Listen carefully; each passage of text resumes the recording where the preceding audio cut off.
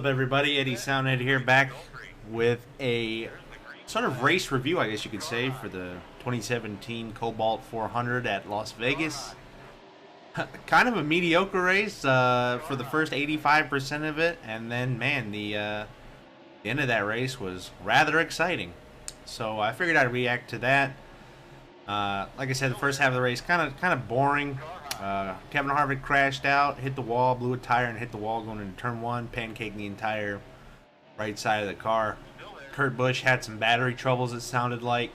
Danica Patrick blew an engine with not a lot of laps to go, probably 15 laps to go or so, and set up that final restart. Once that happened, was pretty much when it came on. The race came alive. Brad Keselowski pretty much had it in the bag, and as a Brad Keselowski fan, my heart is broken, as well as Brad Keselowski's right front, apparently, because it came apart and he couldn't brake and he couldn't steer.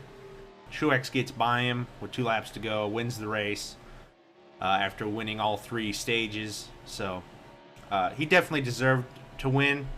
Maybe didn't have the best car at the end. Brad Keselowski undoubtedly had the best car, but just mechanical failure. What can you do about that? Then probably the biggest moment of the race actually happened after the race was over, but it was caused by a last lap incident coming into turn 3 and 4. Kyle Busch swiped Joey Logano, kind of took his nose off a little bit going into turn 3 to avoid the Brad Keselowski, who was slow.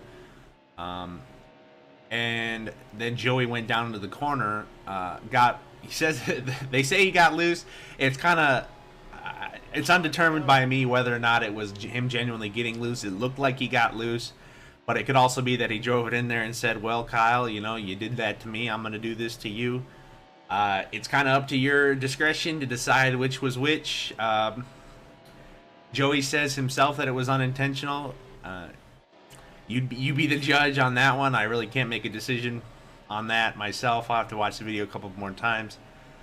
But yeah, and Kyle Busch spun down pit road, lost a lot of spots. I think he did cross the finish line, but not anywhere near where he was going to finish. I think he was running about 4th when he got spun. Joey finished 4th, side by side with Brad, which was pretty cool actually. And then it was on. After the race, Kyle Busch goes down to Joey Logano's car, throws probably the weakest punch I've ever seen in my whole life. Didn't get hardly any of it at all. And then a bunch of Joey's guys jumped in on him. So not much of a fight. I guess you could call it a fight. It was more of just kind of a 5-on-1 tackling session. One of Joey's bigger guys just jumped on him, and that was the end of that. So pretty hilarious, if you ask me. Kyle Busch got his forehead busted open. He was bleeding down his face for his interview. That was pretty funny. I disagreed with what he had to say. I felt like Kyle Busch was in the wrong in this incident. I know that one's kind of going to split a lot of people down the middle, but I personally believe that Kyle Busch was the one who was in the wrong. And you know, it is what it is.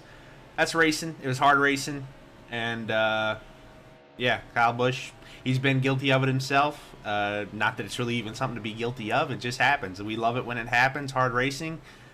A lot of fans like fights, but I don't really, like I said, don't really think you can classify that as a fight. Surely was better than the Townley and Gallagher fight, if you could even call that a fight, if it was more of a dance. But yeah, so that's pretty much Las Vegas. Like I said, kind of a mediocre race right up until the end. So if you haven't seen it, make sure you go check out the video of the brawl, if you can even call it that. I don't know what to call it, but yeah, basically UFC 210 main event: Kyle Busch versus Joey Logano for the skinniest people alive belt, whatever that one is, featherlight belt maybe, I don't know, featherweight belt. But Truex takes the win, as we do in this game. And yeah, so if you guys want me to do more of these kind of post-race reactions, let me know in the comments or something, or I don't know, you can like the video, do whatever you want to do, because it's kind of fun, especially when the races end like that. That was pretty nuts. So yeah, thanks for watching, everybody, and I'll see you guys in the next video.